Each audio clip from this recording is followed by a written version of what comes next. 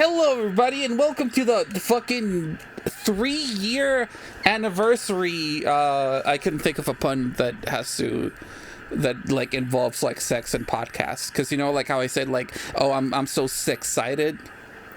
What about three queer? Because there are three queer anniversary.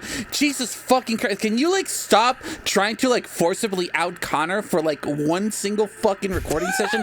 Can you give him that peace of mind? That we're all queer. That's Jesus Christ! I'm not saying anything else beyond that. God damn! Wow. Trying to shove a fucking rainbow flag down his throat. Yeah, I do that to everybody though. I know. Anyway, stop trying to conform me. Jesus Christ. Stop trying to what? I said conform me. Anyways, I see. Even though I'm using the literally the casual term for it. Anyway, wow, we've been at this shit for 3 goddamn years. Can you guys believe that shit? Jesus Christ, I actually can't. This is the... You can't?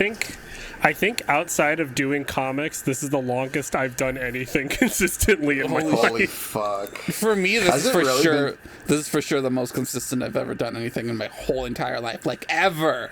Has it really been 3 years? It's been 3 years. Yeah, man. 1, 2, 3. 1, 2, 3 years. Yeah. I remember when Console Compadre started up again, and I was watching your Link to the Past playthrough, and I'm like, Visual Novas is over. It's over. And now we're all conglomerate. It makes me happy. Yeah, the conglomerate of Starlight homies. Yeah, I'm glad that you killed Visual Novas, Ed, so you could take over the whole thing. Oh yeah, absolutely. Yeah. That's the thing. Like, I'm glad that like that Visual Novas Ed and me, Console Compadres Ed, like sound exactly the same. What are the fucking chances?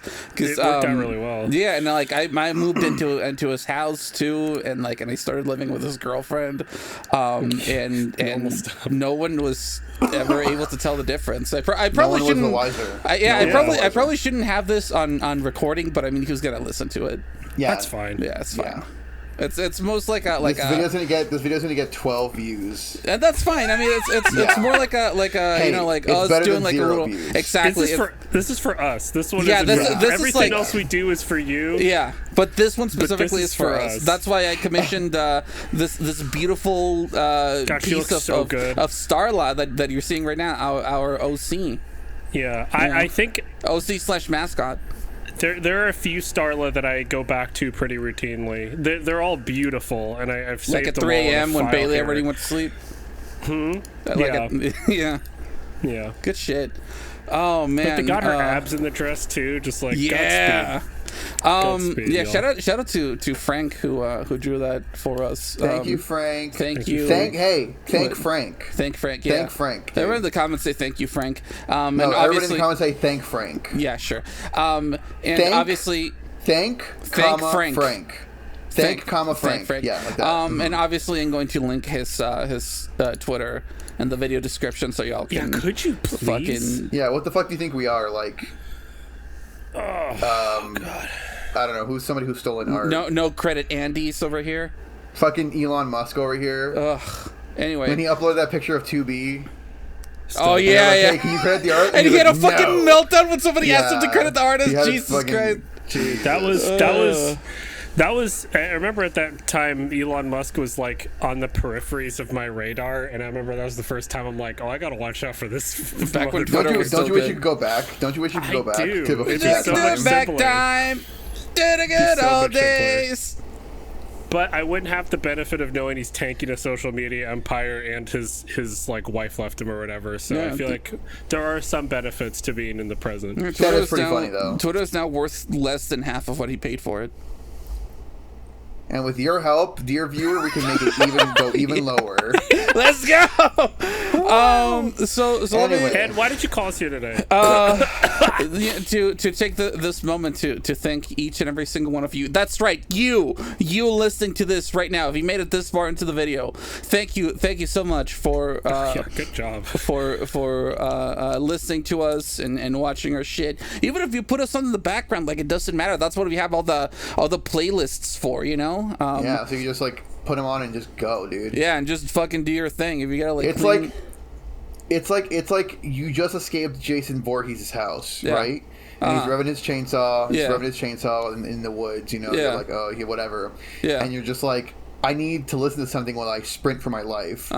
You pull out your phone and you just put on the playlist for our Devil May Cry 5 playthrough, or our My Girlfriend is a Maid, Ed and Connor's My Girlfriend is a Mermaid playthrough, our magnum opus of visual novas. Magnum opus fucking visual novas like playthrough, and you just put it on your earbuds and you just start fucking booking it through the woods. And you've never felt this afraid ever in your entire life. Exactly. You know? Not because of fucking what was his name? Michael Voorhees following you with a chainsaw. Voorhees, there you go. With a chainsaw, but because you're listening to My Girlfriend is a Mermaid. Yeah. And it's weird because, like, why does he have a chainsaw when he has the weird, like, when he has the little claw glove, the knife glove? It's part of his dream powers, right? Yeah, I see. Yeah, so he's got his. Anyway, so thank you to the viewers for watching. This was the anniversary podcast, and we really appreciate you guys listening to it. Yeah. Thanks. At the time of this record, I'm sorry. Go ahead. I was doing a sign off a bit as a bit. But it continue. At the time of this recording, we're on the cusp of being like halfway through like the required hours for like to qualify for YouTube partnership, and that's fucking crazy to me.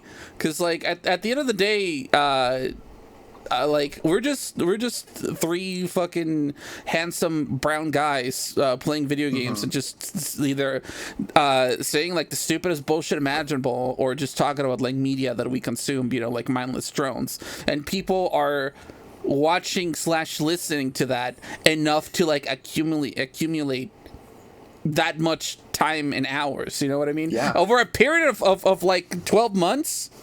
Crazy, absolutely crazy. It's pretty wild. That is pretty fucking gone up a lot, like consistently too. I feel like, holy shit. That's another thing that keeps blowing my mind, because like, at the end of the day, like I do this with you guys because I mean, obviously I love you guys with every single ounce of my heart. You guys mean the entire world to me. I love spending time with you guys, whether it's recording or we're just like doing our own thing, like watching a movie or whatever, just talking. I don't care. Fucking I truly love spending time with you guys, and like and this little project of ours where we like. One of us plays the game and we just fucking hit record and we just put that shit up on the internet for people to see, and people like actually like leaving comments saying that like they enjoy like some of the things that we say or some playthroughs or whatever. That's just I never get over that. I legitimately never get over that. I don't know what it is about it, but like it's not that I have like a negative view of myself or the things that we say, because obviously if I did I wouldn't keep doing this. That must be nice. But I'm built different. Sorry, you guys. Okay. But like I don't know. I just never get over that when someone is like, oh yeah, I was like when Conor said this or when Luis did that or when Ed said whatever. Like I had to stop. I had to pause the video because I was fucking laughing so hard, or some stuff like that. Because I was going through our comments last night, just like doing like a little like remember off of like the shit that we've done the past 3 years, and it's always crazy to me. It's crazy, and I mean, and I'm always super grateful for that. I'm grateful that you, dear listener, are enjoying the things that we say or the things that we do. That's awesome. I genuinely, I'm never not gonna be thankful for that. Oh. Yeah. Me neither. Yeah. Do you guys have anything that you wanna like say or add on to that? I've met a lot of amazing people through Ed, and Luis, you're actually one of them, which Hell is wild because I just That's in crazy. My head you've lexiconed as just one of my lifelong friends. So. bestie. Yeah, I'm in your nakama, dude. Yeah, you're my nakama, yeah, dude, for real. Damn. It's just wild to think about. And like I said, I think the only other thing I've done consistently in my life has been comics, and not even just in any individual project so far. So the fact that I've been able to keep this up and that people enjoy it is really nice.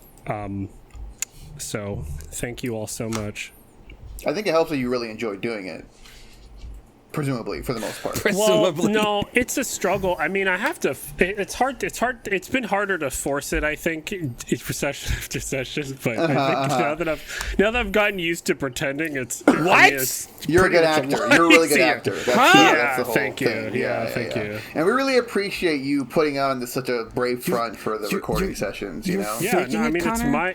I'd say it's my pleasure, but I said, I'm faking it. Well, just say it, and if it's convincing enough, we'll believe you. When we're in the middle when we're in the middle of doing it, and I'm looking into your eyes, you're faking it every time, Connor. That's what you're saying. Sorry, I wasn't listening to you. Oh, okay. No, but I seriously do love.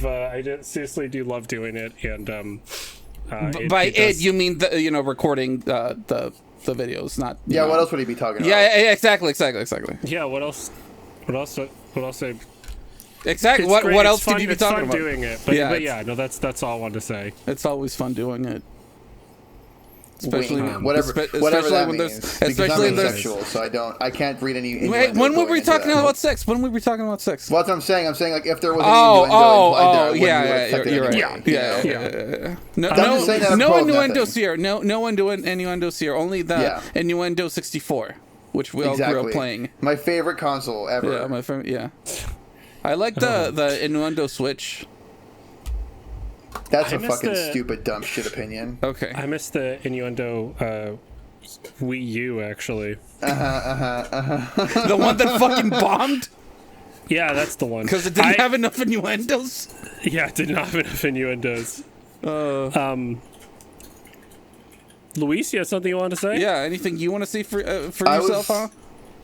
I mean, yeah. I just want to. I guess I'll just reiterate what you guys said. That like, I'm just really grateful for like our continuing. I mean, the fact that we've been able to do this for so long, and like the fact that we're so consistent, and like we're on top of it, and like always uploading stuff, and you know, I genuinely do have a good time doing this, and I look forward to it, and I also look forward to listening to the episodes too, like after the fact, because I'll be like, damn, that was a good session. I can't wait for this fucking episode to come out. It's really funny. You know what I mean?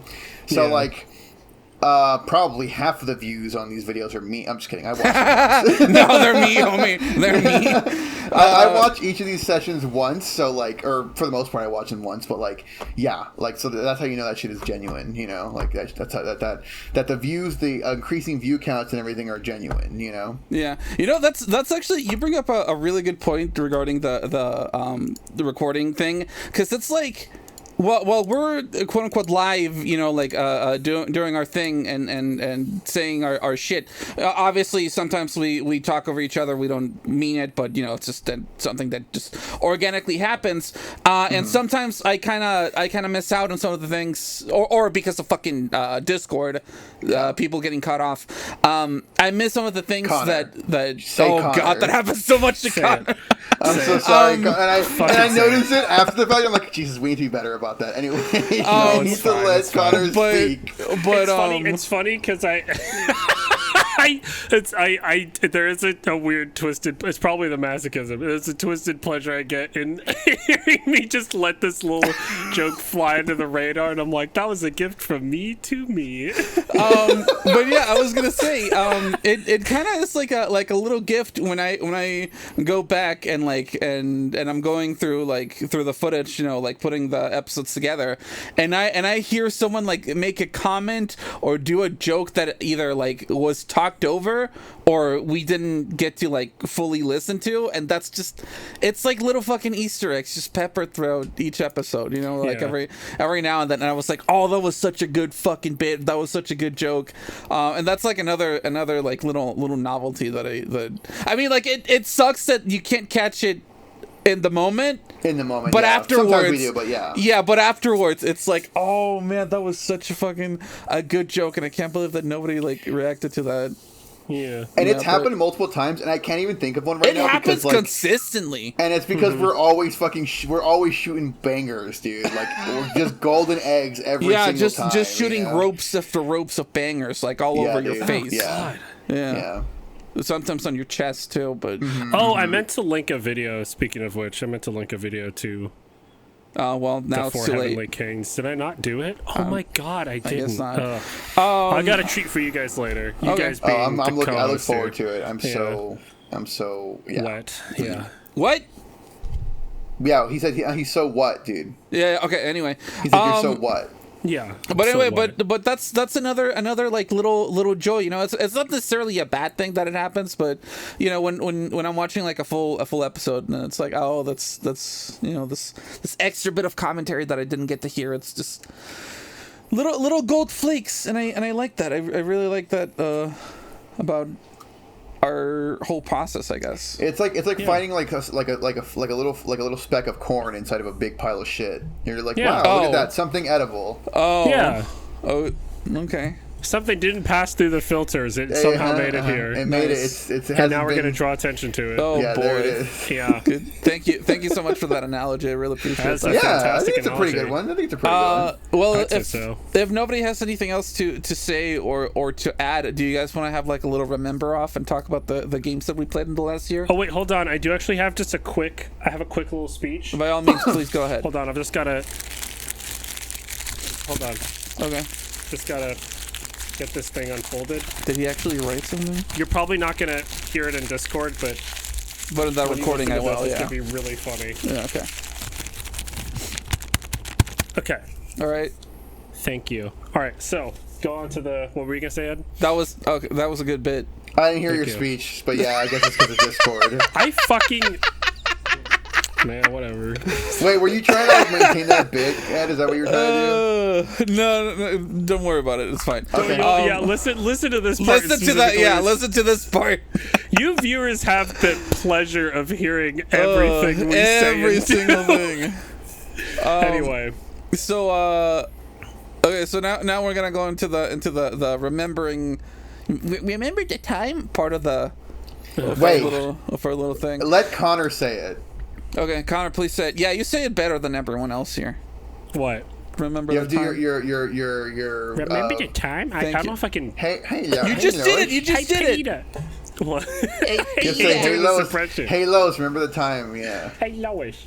Lois, remember the time when we were playing Halo, and I fucking made that killer joke about Malcolm X and I am so sad. Like, we have referenced that joke in multiple fucking playthroughs. That was on a. Okay, do you want to? For the sake of our viewers, should we explain what it was? We've talked about it so many. I will just say right now. On a social political level, I think that avoiding jokes about the civil rights direction that Malcolm X took against Martin Luther King is a great discussion to be had. There's a lot of great research and materials behind that, and I think that making light of it without understanding some of the context behind it is foolish. That's coming from someone who did. Yeah, I've done. Now, that said, I did make a funny joke about him holding a gun. That's the punchline is that he held a gun, but it was sang in the tune to the Sonic X theme song. So it was on a someone needs to take my black card. We had a obviously we were playing Halo. We were I think about halfway through the game. Yeah, and it was at the last level. Really? Oh, you're right. Level. You're right. Yeah, and the recording, the recording got fucked up. But during that, so obviously it got fucking. We had to delete everything and redo it. But what we were like, it was the last level, the part where everything's blowing up and we need to get out of here, and somebody said gotta go fast, and then I started singing the Sonic X theme, and I was like, so watch out, and then I didn't say anything after that. And then Conor said for Malcolm X, and the timing was so fucking good, we just all lost it. Yeah. It wasn't the last level. It was the last if not one of the last levels. It was panning on to the Pillar of Autumn. It was the second to last level, if anything. It was not the last level though, because the last level was you're right. It was the second to last. Yeah, because the last one's with the car. It was the second to last level. But either way, how fucking irritating. I mourn that joke more than anything. That it just. I don't even remember what exactly went wrong with the recording, but we just couldn't fucking use the recording or the commentary tracks, and then that joke. I think one of our audios got corrupted or something. Oh, that's what it was. You're right. That's what it was. Fuck. Yeah. So, God, but it was such a good bit that we just fucking every now and then we just stop to honor it. I also like the every time I pass by the Polaroid of Malcolm X in my bathroom, I have to kiss my fingers and then kiss the picture with my fingers. Nice, yeah. Good shit. In honor, beautiful, in honor, beautiful. In honor, yeah. In honor. Okay. And then there was this bit that fucking Conor did near the beginning when I think he was referring to what were they called, the hive, the swarm, something like that. Do you remember? The flood. The flood. Yeah, he was referring to the flood as fucking cultural Marxists. But we had to stop calling them that. No, that was Conor. We had to stop calling them that. Like, Conor had to, fucking backtrack on that bit because it was, at the time, it was, a little too real. Oh, yeah? Because it was still, a very, hot talking point in the fucking reactionary culture war. And, we didn't want to, risk people actually thinking that we're fucking pieces of shit reactionaries. That's what I feel like we've gotten better about is, we stopped making so many jokes about we stopped doing bits about us being like piece of shit conservatives, Well, we every now and then we still fucking make jokes. Oh yeah, like that. But are you kidding? But not as obvious. We're not doing it so often anymore. I think we're have come up with better jokes and shit, which I'm thankful for. Yeah. Because the thing is, it's. I mean, there's humor to it, but the intent mixed with the response is important to factor in whenever you're putting anything out into the world. Yeah, I agree. Okay, I really like the Halo playthrough because I feel like I know it wasn't the first time, but I feel like that playthrough was really good for facilitating discussions about stuff. Because me and Conor had both played Halo before. Yeah, we kind of had a lot of time where we were literally just running around and shooting shit, and there wasn't really any story shit happening. So it did give us a lot of time to just talk about whatever and not just the game. I really like games that are conducive to where conversation. A lot of it is just you have to run, you have to get from point A to point B and kill a bunch of dudes along the way. Yeah. Because story heavy games, you have to stop and pay attention, which is fine. Yeah. But I think at this point we kind of view this as more of a means to kind of hang out and talk and what I mean? Yeah. And sometimes we'll talk about the game and sometimes we won't fucking talk about the game at all. Yeah. I feel like we'll talk about this game later because it's coming up at the end of this list. Oh, I know what the but I can't wait. It's if you're watching a Resident Evil 4 playthrough, we barely talk about the game because it's so good. It speaks for itself. It's kind of this game rules. There's nothing to say about it. It's it's perfect. No notes. You know what I mean? Yeah. So.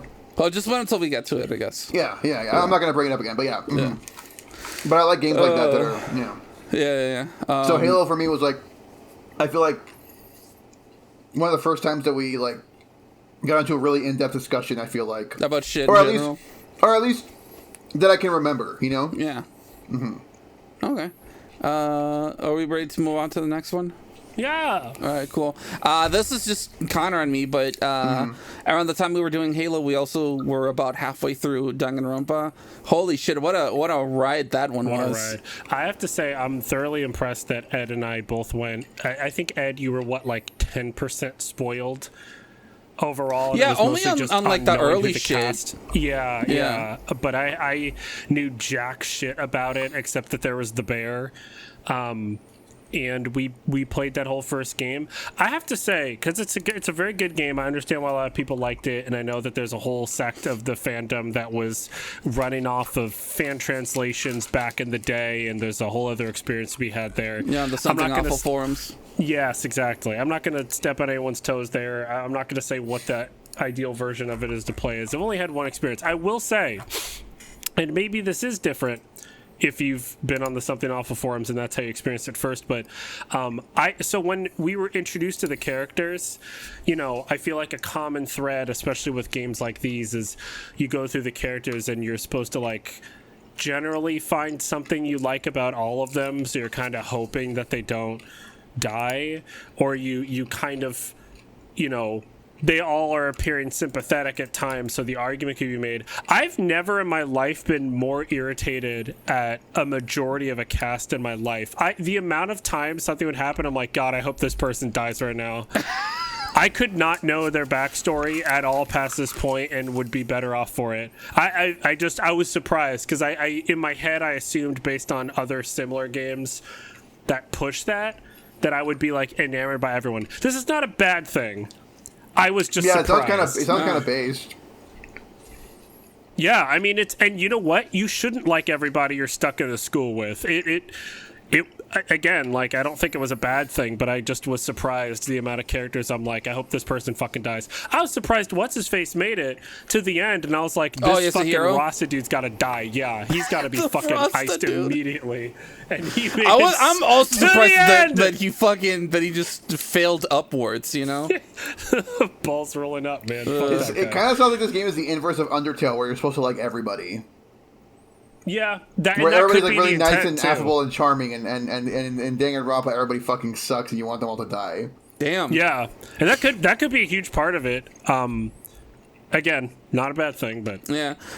When we were like, 'cause we turned off the voices for all the characters, or rather, we turned the slider all the way down. You can still like very, very vaguely hear it, but because you can, for some reason, you couldn't fully turn the volume all the way off.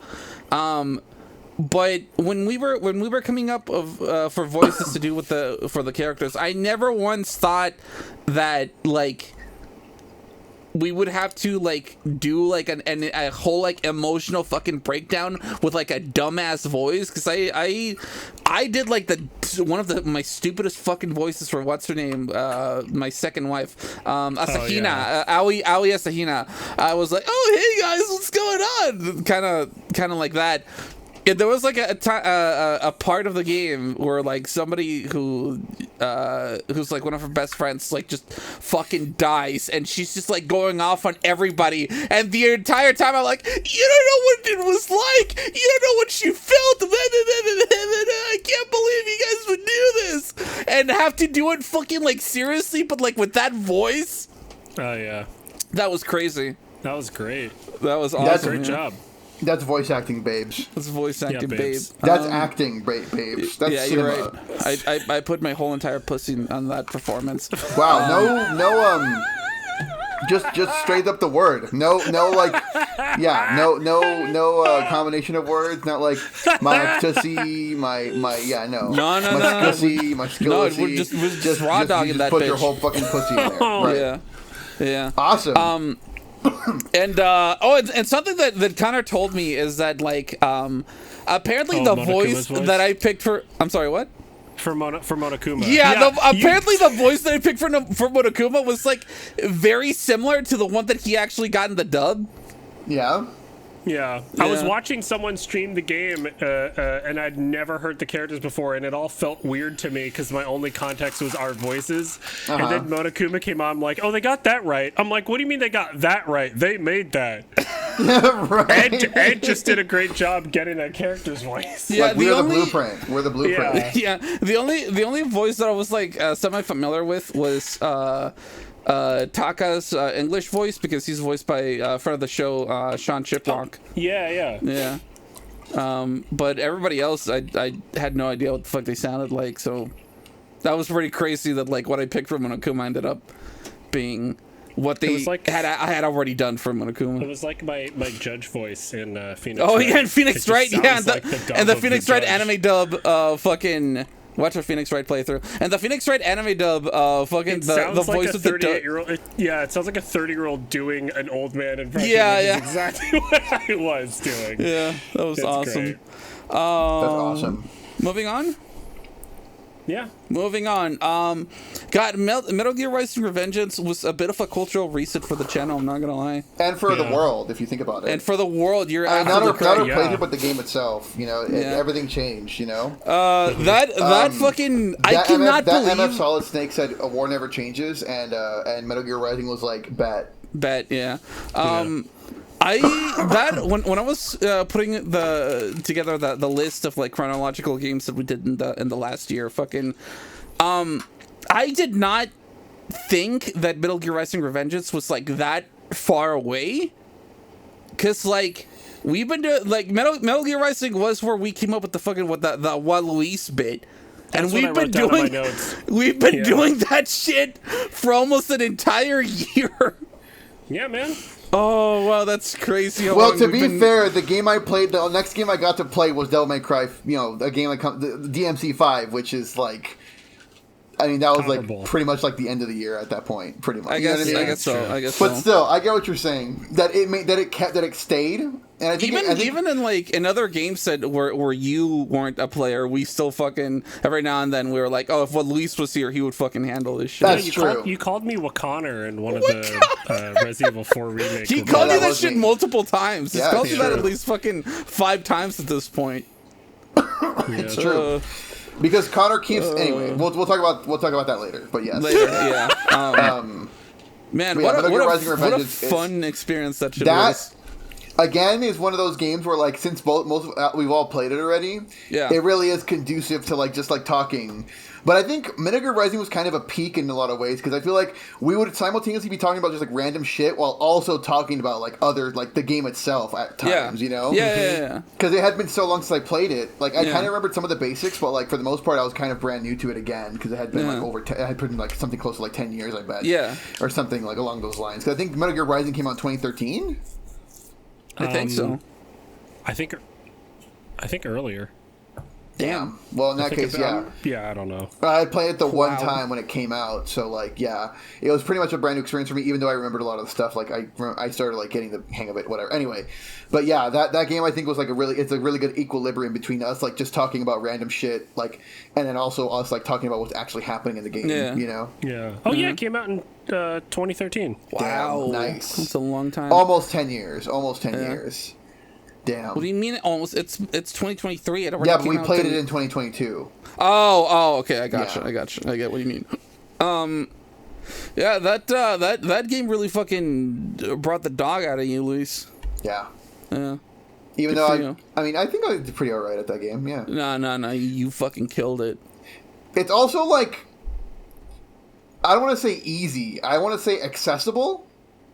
I think the window for like parrying and stuff is very generous, but I think that's good. I think the game is really good at making you feel like a badass. It's beyond generous because you can abuse the shit out of it. Yeah. Well, there you go. See, but like I think the game is really good at making you feel like a badass anyway. You know what I mean? Just because it looks so cool and it's so flashy. I love games like that. My only criticism of Metal Gear Rising Revengeance, I wish it was longer. That's it. Literally, it's my only criticism. Mm-hmm. Oh man, I've heard that said about me so many times, but when we're talking about Metal Gear Rising here, it's not about me. I mean, that's the best thing you could want from a game or a story or something is if people walk away and they're just like, man, I wish there was more of that. Yeah. Also, Ed, I know you were talking about your penis earlier, but like, when did I say that? Huh? I thought that's why we all became friends. Remember, because we all have such tiny, small penises. Oh yeah, it's like mine's the smallest, like little Tic Tacs. Yeah, like little Tic Tacs, exactly. Yeah, exactly. And we also, not we, but the game industry as a whole needs to fucking start normalizing video games where like you're fighting a boss and there's fucking lyrics playing. Yeah, like a song with lyrics. Sonic Frontier did it. Yeah. Let's shout out to Sonic Frontiers. Those boss fights are except for the fucking last one, but the boss fights are really fucking slammer in that game. Hell yeah. Did you play that? That's what I've heard. Yeah, I beat it. I still play it every once in a while. Yeah, every time that I go over to Conor's place, he's always like sooner or later he starts playing fucking Sonic Frontiers. Yeah. It's fucking good, man. Moving on. Do you have anything to say about Metal Gear Rising? Conor? I mean, mine was the Waluigi, I think, was my favorite. Waluigi, yeah. Fair enough, yeah, because I guess the bit continues, you know? The bit continues. Yeah. And I think Metal Gear Rising really colored the rest of the games we like ended up playing the year. Yeah. Hell yeah, dude. I think there was like an influence. I don't know. We were like on an action game kick last year. It was kind of crazy, you know? I loved it. I guess we kind of were. Happier. Kind of, sort of, yeah. Could not be happier. Because obviously, the very next game on the list is Devil May Cry 4. Yeah. Which I mean, what is there to say? Second happiest Connor's been playing a game ever and recording or streaming it. Yeah, we could hella tell.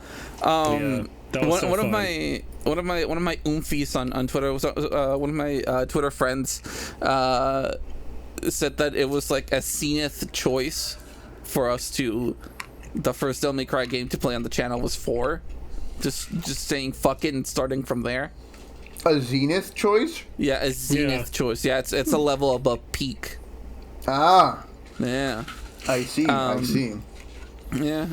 Because I mean the Devil May Cry 1 and 3 like aren't bad. It's just like, you know, compared to like how games play now, they're just kind of clunky. Yeah, they're dated. Yeah, I feel like I did a replay of the Devil May Cry games on my last birthday. Was the birthday before that? But I played in the last couple of years. And was that your gift to yourself? You're like, I'm gonna let myself play all 3 Jesus Christ, Devil May Cry games in one day. Well, no, I almost beat 1 in the day, and then I also did other stuff. But gotcha. it could be a short game if you know what you're doing. But one is an experience that is worth trying. 3's actually, like, I would argue, still a good game. 2's terrible. Absolutely. 2's abysmal. I'm so glad they rebounded. Abyss fiction. Yeah. 4's, I would... I really like 4, obviously. Yeah, 4 obviously like still fucking holds up. Yeah. Very much so. And then we've got 5 later on, so everyone knows how I feel about Devil. Luckily, 2 was just a fluke and wasn't like the blueprint going forward, you know? Yeah. God, I'm so thrilled. They went back to the drawing board and were like, you know what? Let's make this game good again. And they did. Yeah. Make DMC good again. Yeah. And it's been good ever since, you know? Put that on a red hat and wear it, you know what I mean? Yeah. But I mean, you don't have to, because Devil May Cry is already good. So, anyway, about the playthrough itself, did we have like any exceptionally good bits that you guys remember? Yeah. Like what? Yeah, I know it because it got called. If you look at our fucking, I mean, it might have changed now, but if you look at the metrics of our playthrough, there's one episode that's watched way more than the others. Oh yeah, where you made your Dark Vader joke. Oh yeah, and I named that a fucking episode Darth Vader. I think you named it Dark Vader. Oh yeah, Dark Vader. Yeah, that's right, Dark Vader. Yeah, that was so funny to me because even going back to listen to it, like Luis and I didn't really laugh. You just were very stoically like, yeah, Dark Vader. It's my OC. Yeah, that's who he is. And then we moved on, and for some reason that generated activity. I just think that's because I remember like when I was watching that playthrough again, I laughed when we got to that part, but I didn't laugh while we were recording. And I was like, "What was the disconnect? What was happening?" It's because I was focused on the gameplay. See, that's what I'm telling you. Like the shit that keeps stuff fucking happening. Because like we say some things while we're recording and we're just completely unaware of them, and then when you go back and watch it, it's like, oh, he said this thing, and you know. Yeah. But yeah, I mean, no other comments. I'm biased, so I don't want to spend all day here. My favorite bit was when Conor was doing that puzzle, and he kept like faking not hitting it. Oh, and me and everyone like, put the fucking thing in. He's like, oh, do you think I'll just let me just just fucking taking his time. There was like a spinning top thing that he had to hit. Remember? Oh, the die. Yeah. No, that was pretty good too. Oh. There was a part with a spinning top where you have to like hit it, and then you have to and you used your arm to move it. You have to like charge it up by hitting it with your sword. Oh yeah. And you have to put it into a certain target. And Conor almost didn't make it, but he was doing a bit like the entire time, and like making us fucking freak out. And we were just like fucking jumping up and down like hyenas. Like you're gonna run out of time. Yeah. That was very funny. The die was really funny. Yeah. I didn't know about the fucking the technique about the fucking with the die that you could just fucking control how it lands. Yeah. Until Conor played it and he showed us. And he gaslit us into believing he was just that good at the game. Yeah, I know. I was like, how the fuck are you still hitting it? That fucking. That was great. That was one of my best moments. Is that I felt like I was actually really good at something. God, that was awesome. You're good at manipulating your friends. Damn. No, I'm not good at the game. No. Yeah, what the fuck? I mean, that was obvious. Just felt like everything that happened before that point, you know? Okay. I see. So next one, Prison Princess. That was, that was kind of like a throwaway game because like every year we tried to play a game from what was the developer? The horniest visual novel company alive. Not as horny as fucking Wing Cloud. Wing Cloud is still hornier than fucking I guess the people that did fucking Prison Princess. I was gonna say. I think it's Curiate. Curiate, something like that. Yeah, Curate. Curate, something like that. And yeah, because for anybody that knows the deep lore, Visual Nova started with a Curate game. Yeah, Nin Days, right? Yeah, shout out to Nin Days. We said like a fucking year ago that we would play Nin Days 2, and to this day we still haven't fucking looked at it. We're getting there. We'll get there eventually. But we try to have this yearly tradition where we play a Curate game at least once a year, and that was Prison Princess was our one yearly mandatory Curate game. Yeah. Obviously. I had fun. Oh no, you go first. Obviously, like Conor said, it was like a pretty fucking horny ass game. But for a few episodes, we brought back in front of the show Austin Lee Matthews, who's a really good voice actor friend of ours. You can hear him in Final Fantasy VII Remake. Is that what it's called? Remake or something? Retold? It's remake. Okay. Yeah, he's Roche. Final Fantasy VII. Yeah, Roach. Roach the bat.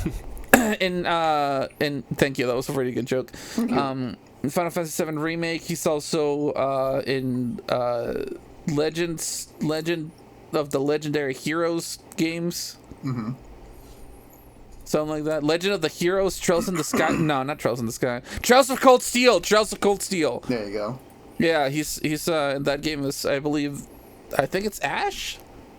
It's like I think it is Ash. Some blonde-haired guy, and a bunch of other like really cool projects. And he has his own audio play as well. Yeah, Megaton shout out Megaton Girl. Go listen to it because shout it's a Megaton fucking awesome Girl. superhero radio play that he's worked really hard on. And yeah, he's a good guy. So yes, go listen to Megaton Girl. Yeah, go listen to Megaton Girl. I'm obviously gonna put all these links in the video description. Absolutely. Go on Twitter at him and say the Starlight homie sent me here. Don't make it about us. Oh, okay. Never mind. I mean, I guess do that actually. Yeah, do that. Make it about us. It's our fucking anniversary after all. But anyway, yeah, the episodes that where we featured him were like especially fucking funny. He brought like some fucking awesome energy into the recording, and he had some pretty fucking good bits of his own too that just we were just like fucking cracking each other up just back and forth like for those episodes more than usual. It was great. Yeah, there. I felt like there were a good handful of times where like, okay, we need to keep playing the game because we just kept doing bits. Yeah, we just kept doing bit after bit. 5 minutes. Yeah. I have on my notes that playing a game with Austin was one of the highlights because I love that man. That it was just fun recording that. But then also one of my greatest joys. There's a particular type of glee that Ed gets when I do like really stereotypical but also bad British accents. Oh yeah, that's true. I made one of the princess I voiced had the really bad British accent, and it was just really nice. But that's all. Kind of an oxymoron, don't you think? Whatever. All British accents are bad, dude. Like, I don't know why I had to specify. Let's go. And Pumpkin Jack? Oh no, you're gonna. Oh, and I mean, that was it. Other than that, like the game was okay. Some of the puzzles were kind of fucking stupid. Like, why would you? I think it's designed for you to like play and take time. So that you actually like, so that like you actually have to think about it instead of just like holding your dick the whole time. Yeah. Yeah. But yeah, I mean, like I said, it's the horny game. It doesn't go too deep. It's not like the next fucking Fate Stay Night or whatever. Yeah. Yeah. Anyway, yeah, Pumpkin Jack. I played that one. We did that shit for the Halloween season. Yeah, for spooky season. It was our fall game, pretty much. Yeah. And that was a good time, man. We're gonna have to start thinking soonish about the next game that we're gonna play this fall. For Halloween season? Yeah, for spooky It's funny because I feel like we mostly play horror games, or rather horror adjacent. Well, actually, no. I'm talking out of my ass. I feel like recently we've been playing more horror games than usual. You know what I mean? Yeah, I have. My next game, I think, is not a horror game at all. So next game is we're also gonna make not a hard horror. turn. Well, kind of a horror game. But the also one not really. in the next rotation after this current one is going to be a horror game. Yeah. But anyway, It turned out to be it's like a little indie game. I think like one person made it, because you know better about this than I do, at least. Yeah, I believe it was mostly made by one guy, and I think he had custom help. I think he like composed the music even and stuff like that. I think he like got voice actors for some of the other stuff, but like I think aside from that, he mostly did it by himself, which is crazy to think about. Yeah. One man development team, took him years and years. Yeah, it turned out to be a pretty enjoyable game. We thought it was going to be just like a whatever like throwaway game, but it had some really good sections. I was gonna say it really was not. Yeah, some pretty funny jokes. A lot of good bits came out of that. A lot of good bits came out of that. We had so many good bits in fucking Pumpkin Jack. I was gonna say, I think the thing I wrote down about that game that was a highlight to me is I feel like, and I may just be remembering incorrectly, or maybe I'm not giving us enough credit. I feel like the voices we did in that game was, as I wrote down here, the best gaggle of voices. Yeah. And it was also, I know, Luis, you were pushing yourself with some of the voices. We had to fucking to put a gun to Lisa's head, so he would also do voices along with us. He was having fun. Yeah, because I kept doing like a Marge Simpson, and like you guys were like, "Stop doing a fucking Marge Simpson," and I was like, you know. And I think that's the reason why you guys told me to stop doing it, because it was like so bad, you know. And it was like every single fucking voice was a Marge Simpson voice, and you guys were like, "Stop it," you know. Such a weird bit. Yeah. Yeah. Anyway, I like the bit about we were gonna fuck this one guy's wife. That was pretty good too. Oh yeah. You would like that one. It was pretty good. Pumpkin Jack, baby. But yeah, I think that one was really. We got a lot of good bits out of that, and I guess it's hard to find games that were like there's dialogue with like not a lot, but like they're not spoken word. You know what I mean? They're not like, they don't have like voice acting on them or whatever. Because I think it was a unique opportunity to have a game where it's like not a visual novel, but where you still have to make voices for it. Yeah, you know? yeah, that was refreshing. I like it. Yeah, I agree. Oh boy. Then next. Do you have anything to say about Pumpkin Jack, Connor? Oh no, I already did. Yeah, unless you weren't listening to me again. I'm not listening to this, but continue. Oh, bro is not fucking paying attention. No, my girlfriend is a mermaid. I feel like Icarus. The great Satan. My girlfriend is a mermaid was my Icarus moment, and I think that pretty much perfectly encapsulates my experience with that game. No further comments. We've been wanting to play that game since fucking year one of us doing fucking visual novas. We've owned it since year one of visual novas, just for the title alone, and I had to basically like. Okay, so for those who don't know, the whole visual novas, or our usual formula is our patron supporters, which if you've been watching this far or listening this far, you know, patreon.com/lookawesome. If you support us, LUCAWESOME. Yes, thank you very much. Anybody who supports us on Patreon gets to vote on the next game that we play on Visual Novas. We rarely choose them ourselves unless it's like a special occasion. But most of the time, I want to say like 95% of the time, it's going to be our supporters who pick what we get to play next on Visual Novas. And I had to basically like trick people into voting for this one. I labeled it as a mystery game or something like that, and I was like hella fucking like hyping it because I wanted to see what it was about. And then we finally played it. We played it, and it was just like a fucking cow pie, fresh right in our hands. No utensils, no plate, just eat it off the table.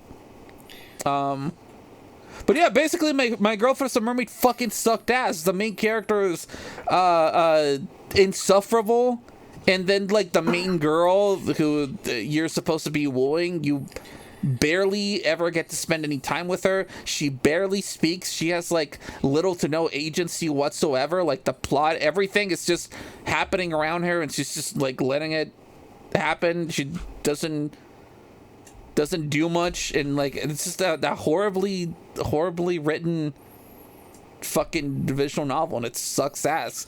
But it's one saving grace was the character Reen. Yeah, Reen fucking rules. We loved Reen from minute one. Not from minute one, but when that was like the big revelation about Reen, we're like, oh, this is awesome. And that's what kept us going up until the end. And it almost got Conor to fucking quit visual novels. Unless that was a bit. I think it got Conor almost got Conor to like be like, hey, can we stop playing this shitty fucking game? Oh, okay, not quit visual novels. Okay. Yeah, not. It would never. I've never quit the channel. It would have been the first. It would have been the first defeat. It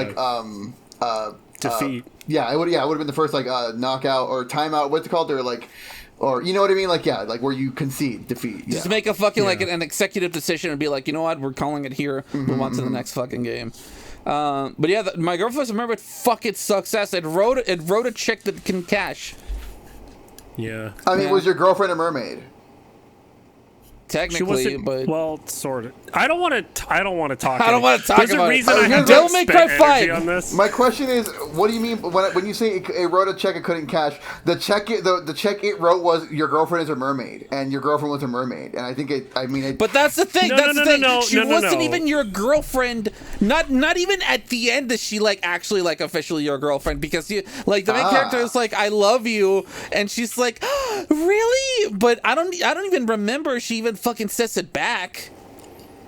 They kiss at the end, I think. They kiss, but then after that, like, it's not. They don't even like confirm if they actually like become a thing or not. They're just like the very final scene is just like them hanging out, not by themselves, not just like the two of them, but like their friends are also there. So it's like, okay, what are we doing here? What's going on? Did they become like a couple or not? So like I said, like it's a fucking misleading title. I mean, the original title is just She is Mermaid, which makes more sense given everything that happened in the game. But just my girlfriend is a mermaid. I don't know. You're saying you hate ambiguity? Sure, why not? Let's go with that. Let's go. Let's move on. Let's move on. Yeah, I'm done talking about that fucking game. Fuck, my girlfriend is a mermaid. God, watch it though. Watch our playthrough of it though. to see us get mad at the main character and call him names every 5 seconds. Oh my gosh. Anyway, yeah, Devil May Cry 5. Holy shit, that was. What need there else be said? Can I? Yeah, I'm taking this from you. Let Conor take charge. Let's go. Yeah, please, Devil May Cry by all 5 means. has been, since the moment I played it, one of my favorite games of all time. It's in a rotational period in top 3. As you all know, I'm a big Devil May Cry head. It's really bad. And I could go on to about how bad this is. But do you know what was better than playing Devil May Cry 5? Do you know what was better than playing it for the first time? Finally embracing the sweet embrace of death? No, Luis, it was watching you play it for the first time. Me experiencing it for the first time. It was the best thing ever. You know when you're really hype about something and you can't stop thinking about it. It's so great, and you're like, I think my friends would fucking love this. And you show it to them, and like, they like it. Uh-huh. But it's not a life-changing event for them like it was for you. Right. Yeah. And I'm not going to put that on you. I am not by any means saying that Devil May Cry 5 was life-changing. But when you like show someone a video that you think is hilarious and you like look to them to see if they're laughing at the points where you're like, well, they're supposed to laugh now. To me, watching you play Devil May Cry 5 was like showing someone that video, and before I even look, you're already laughing at the parts where I'm like, God, I hope he laughs right now. At every single turn, that could not have been more of a beautiful exchange of this thing that I'm so intimately comfortable with and is such an ingrained part of my like media identity. And like I was saying at the top of the call, just the fact that I feel like you've been a friend for my entire life, but like being able to watch you engage with it the way that you did, even if you were just doing bits, it was still like, oh god, it felt so good. I don't know, man. All credit goes to Devil May Cry 5, to be honest, because it was so engaging and like such a the plot was way more interesting than I was expecting it to be. Because like I feel like when you say Devil May Cry 5, I'm like, this is gonna be a really well-made game with a stupid fucking plot. And don't get me wrong, the plot of Devil May Cry 5 is very dumb. However, it is really well done. And it's dumb in a fun way, which is something that we established before. Care about the characters, you know? Yeah, the character exploration and the stuff I think is really what sold it, because the plot is the same as every single Devil May Cry. This guy wants to be really evil and he does it, and then Dante stops him. That's the plot of Devil May Cry 5 pretty much. He does some cool shit along the way. I feel like the cool shit along the way, or just like the interesting ways the game acknowledges the characters and like how they are and how the fans like respond to them, was just really cool. I think having you there, Connor, really enhanced the experience, though, because I feel like you were always ready to like come up and like, you know, after a cutscene was over, you'd be like, all right, so you got like, you'd be like, so you see like how this is tying into X characters like thing. I'm like, oh yeah, because blank, blank, blank, and we'd have a discussion about it right away, you know. So it was really good for like solidifying like the points and like the themes of the game, like the plot and everything like that. So I really appreciate that, because it really gave me a deeper appreciation for the game overall. I think, you know. Hell yeah! Yeah, that makes me it was so awesome. happy. Hell yeah! And the game was really fun too, and it was a cool experience getting all of us to, you know, it's like a perfect. It was really. I mean, I still have the fucking thing you drew me as my icon on Discord right now. Oh yeah. So that really worked out that the three of us could each like play a character, and I don't know, it was cool. That was peak console competitors right there. Yeah. I've said it, you know, on recording and off recording, but I really do believe that fucking I'm a broken record at this point, but something in Devil May Cry 5 made us change for the better. It fucking, you know, unlocked our devil triggers. It made us pull our devil triggers. Bang, bang, bang. Yeah, it did. It certainly, I know that just the way Resident Evil 4 is and my relationship to it doesn't help, but it definitely changed the way that I've been experiencing that game for the better. Hell yeah. Hell yeah. Oh god. And also, you know, I have to say, as you know, giving myself a little pat in the back here, when I added those mods without telling you guys. Oh yeah. God, that was so good. Very, very fucking funny. Like, I don't know. That was very unexpected. I think you were like, there's something in here for you guys to check out. So we'll play the game and you'll see it. I think you might have given us a little bit of a hint about something was going to happen. But we just, by the time it actually happened, I kept it vague enough. I kept it vague enough so like you guys weren't sure if I was like talking about like a story thing that happens, or if I like did something to it. Yeah. And it's a good bit. It's a very good bit. Yeah. I think we should explore doing more often. We'll see about that. I don't know. Yeah. We'll see about that. And that was it. That was the last game we played. That was the last game we played last. That was the last. Yeah, the last game that we played in fucking 2022. God. How time flies. We're doing a bit. The last game that we played last year was, I'm sure you know, it's been looming in the distance. We played it up until this year too. No, yeah, but like it was last game. It was very late last year. Reigned in 2023 was this game. Yeah. It's been looming in the distance like a mountain, an insurmountable peak of game, and it's just is. A game that we are like still talking about. I'm like covering my face like with one of my hands.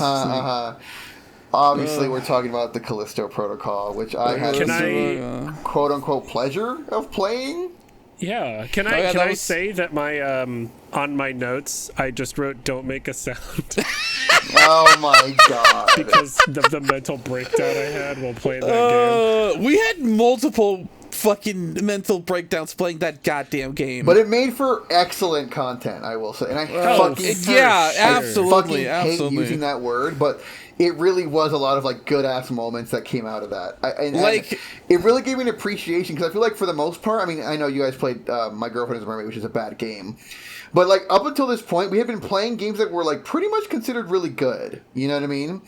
I mean, Halo is a good game. Metal Gear Rising is a good game. Devil May Cry 4, Pumpkin Jack, and Devil May Cry 5. Pumpkin Jack maybe is a little bit janky, but not enough to make us like. But it was still enjoyable. Yeah, but not enough to make us like talk about it at length the way we did with the Callisto Protocol. Oh god. Yeah. We kind of unlocked a new. I mean, it awakened something in us in a way, because I feel like it really did help us kind of get better about vocalizing what we enjoy about something and what we don't enjoy about something, you know? Yeah, that's true. Because we did talk a lot about the game design, you know? Yeah, to the point where, like, the phrase game design became, like, a meme in our fucking playthrough, Not just that, game design standpoint. Game design standpoint, yes. GDS. Yeah. I fucking... We're gonna put that on a shirt when our channel blows up. Yeah. What's it gonna say? I am the game design standpoint? No, like... just game design standpoint. It just says from a game design standpoint. Yeah, it's the Callisto it's just gonna be like it's just gonna be like a white shirt with like an Arial font, game design standpoint. That's it. That's all that it's gonna be. Yeah. Yeah. But I mean, we agreed, or the last time that we talked about it, that I mean, the game is not necessarily bad. It's just very mid. Like, it has like a lot of opportunities to be more than it is, but they just chose not to make it any more than what it was. So it was just a very okay game, and it made us think. It psyched us out. Basically, that's what it was. That's the thing that we're the most offended by, I guess. I have a new thing I'm offended by it, because I didn't think about this at the time, because I just didn't think about it at the time. But I know we had talked about in our channel, we had talked about the review for Callisto Protocol. Yeah. Where they're talking about the Atelier series, which is I think is actually really fun. I've played one of the games, but one of the comments that the author writing the review had mentioned, which I hadn't actually even fucking thought about because I was so caught up on what we were doing. But they had made the point of like, yeah, the one of the most disappointing parts of the game is that it introduces the horror element as being this this prison system that's become this whole planet, and how terrifying that is, and like how your character is put into the system, and that's part of the game mechanics, and then it throws all of that out the window immediately, and then it's like scary monster, and does not talk about how fucked up the prison system is after that point at all. And I was like, oh yeah, I guess that's another huge missed opportunity to add to the list of huge missed opportunities that game had. I think we briefly touched upon that while we were going through the game, but like you said, that shit gets thrown out the window so quickly that we just started talking about like other shit. Yeah, no, for real. I would argue that I think you could make the argument that the police officer guy who gets like all souped up and big and fucking jacked is a commentary on how we arm our police. But even then, it's like too little, too late, because the rest of the plot in the game, nothing interesting really happens until like the only interesting parts of the game are the beginning and the very end, you know? Yeah. And it's like, guys, we should have. I mean, you could have done something really interesting with. I don't know. You know what I mean? And you're right. Sound, dude. And you're right. There's such an interesting. I don't know. You could make a commentary about like. I don't know. I don't really want to talk about it too much, but yes, I see exactly what you're saying. Callisto Protocol was a huge missed opportunity, and that's why we talk about it so much, because it frustrates us that it was such a huge missed opportunity. You know? Yeah. But we did have a lot of fun moments. You know? Oh, absolutely. At least, I mean, 100%. Yeah. We are only getting stronger, you know. And the Callisto Protocol really crystallized that for us, I feel like. Yeah, like, because obviously, even though like Conor and I weren't playing it because it was all you, Luis, even like Conor and I were getting like frustrated with shit that was happening in that game. But like, outside of recording sessions, like going back and like and watching, like the episodes, I enjoyed that, you know what I mean? It was like, oh yeah, we are saying funny shit, even though like this thing is happening, or interesting the game is being this way. Yeah, that too. So I would still, like all jokes aside, still like recommend anyone who hasn't watched our Callisto playthrough to go check it out. Yeah, I mean, especially if anything, Sorry, go ahead. Got the power. I was gonna say, if anything, it's a. I'm not saying that we're the be all end all voice of what a good video game should be. Oh, absolutely not. I think it's a helpful thing if you are trying to make a game, or even just like tell a story. I think there's a lot to be that like we specifically were nitpicking that I think is good to explore for like making sure you're doing the right thing. Anyway. Yeah. But at least our breakdowns, our fucking emotional and mental breakdowns that we went through, were pretty funny to from an outside perspective. Yeah. Especially don't make a sound. Oh my god. I felt like mm-hmm. God, when we saw the fourth "Don't Make a Sound" wall, just back to back, I felt every moment I've wondered why a decision was made hit me all at once. I like stopped. I remember I had to look down. I felt old. I felt my joints rust. God, I was so frustrated. Mm-hmm. I'm mad thinking about it now. I'm sorry. You saw that fourth "Don't Make a Sound" and you became that fox in that Wonder Chosen clip that like decay, like that, like it becomes like it's like a dead fox that just decays and you just see the maggots come up and like it's like a time lapse footage of it happening. That was you until there was like literally nothing but the skeleton left. Yeah, fully. God. Yeah. I think it's enough about the Callisto Protocol, though. That is, another thing that like the same friend on Twitter that I mentioned earlier that said that us playing Devil May Cry 4 was a scene of choice also said that like the way that we talk about the Callisto Protocol while like fucking hyping up Resident Evil 4 is like girls talking about like a bad ex that they had. Yeah. And that's really the last that I'm gonna say on that, baby. Let's fucking put the we're putting a pin on this coffin. We're putting a pin. We're putting the final nail in the coffin. We're not gonna talk about the Callisto Protocol anymore. And then we're gonna talk about it again in the next recording session. God, if we fucking bring up the Callisto Protocol, I'm going to scream, dude. It better not. We will. I know we will. It won't. I know we fucking will. It won't. Now it will. Now specifically because you said that. Now we won't watch. Well, it's not and organic. It's gonna happen. It's gonna happen organically. That's what I mean. It's gonna happen organically. Watch. It won't. So that was the last game that we finished. And at the moment, we are going through the Somnium Files, which is a fantastic, phenomenal game. There has never been one dull moment in that game. Holy shit! That game rules. What a great game that has been, and it doesn't.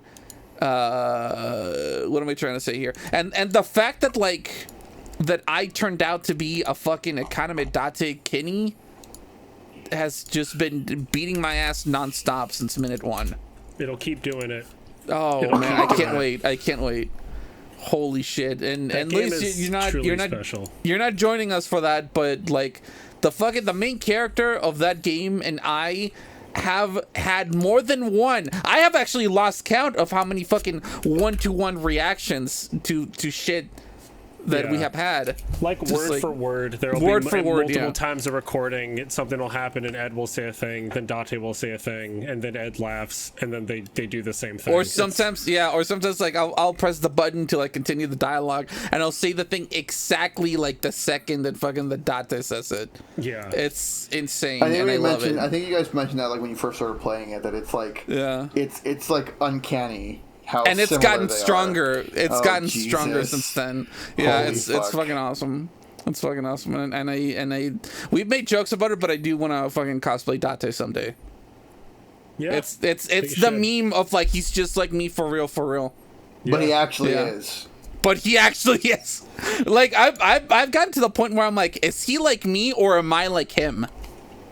The line is being blurred every single day, dude. Exactly. Every second, my friend. It fucking rules. I love it. Yeah. Obviously, I don't. If you like mysteries or visual novels, then definitely play it. But it's fucking awesome. Yeah. Yeah. Bailey yelled at me because we didn't play fucking 9 People, 9 Doors or whatever before. Yeah. But it's like, why are you yelling at me? The fucking our Patreon people chose that for us. 9 people, care. 9 dogs, 9 cats, 9 lives, dude. Yeah. True. That's what it's called. Yep. Yeah. Yeah, so I was catching a stray. I would catch a grenade for you, but that's me singing to our patron supporters. Thank you so much for your support. Anyway, I don't want to obviously linger too long on this because we're still playing through it, but I am thoroughly enjoying the fuck out of that game. I love it. We also started as I guess like a bonus playthrough. We also started the Murder of Sonic the Hedgehog, really and that's good. and that's Connor, Bailey, and me.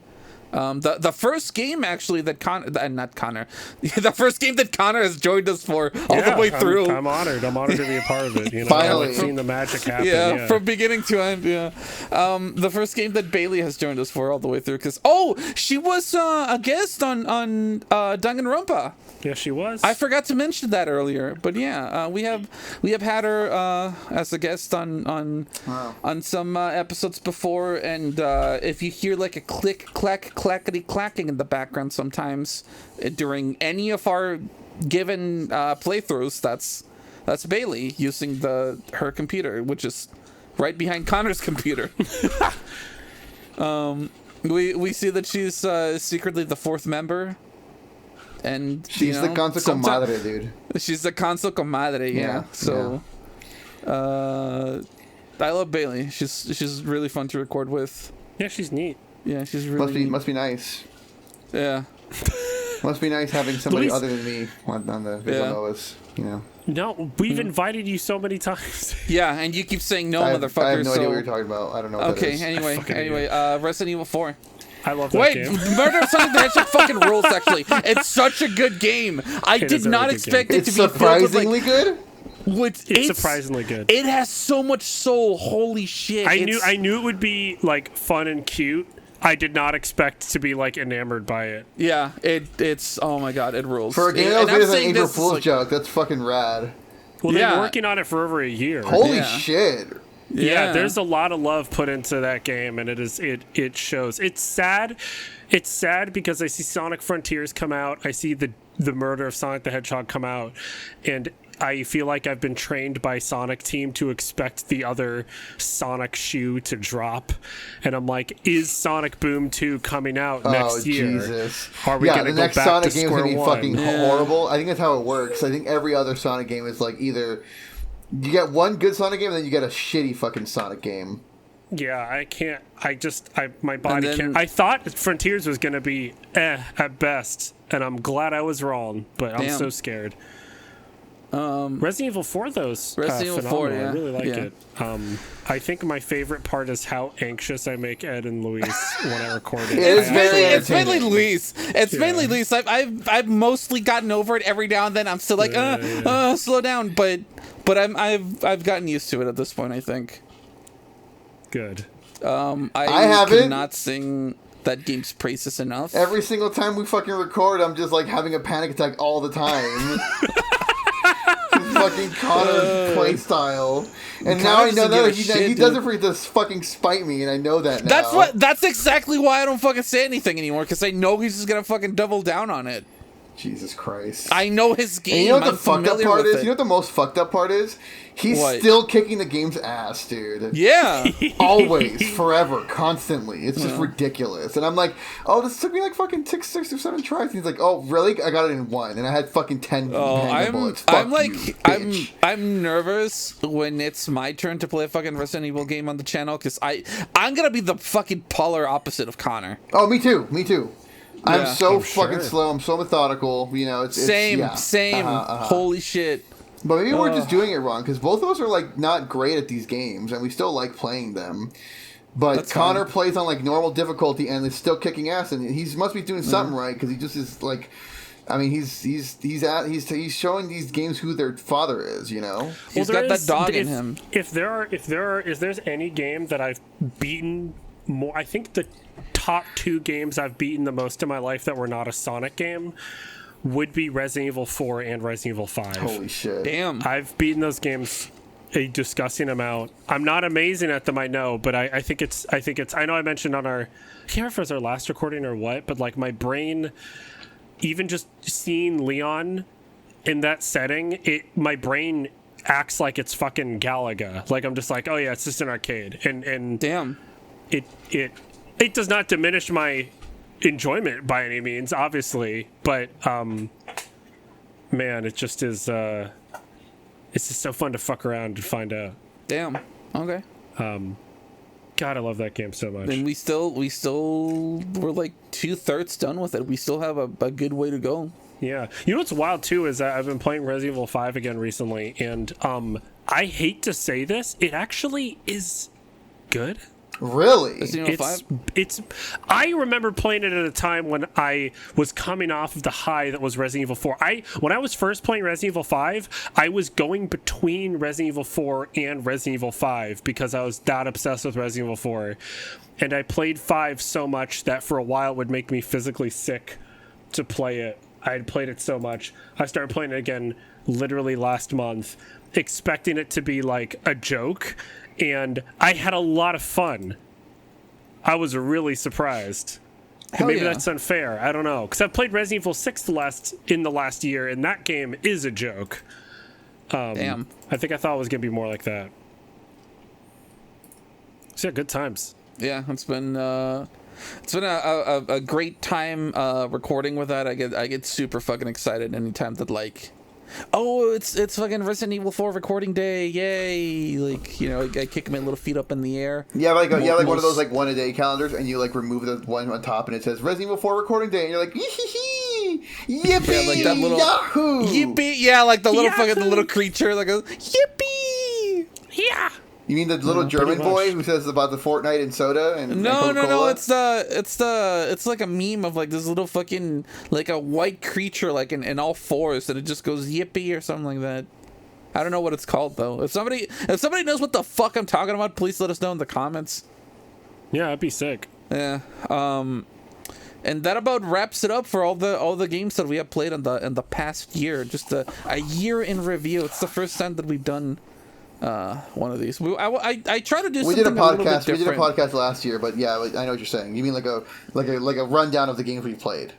Yeah.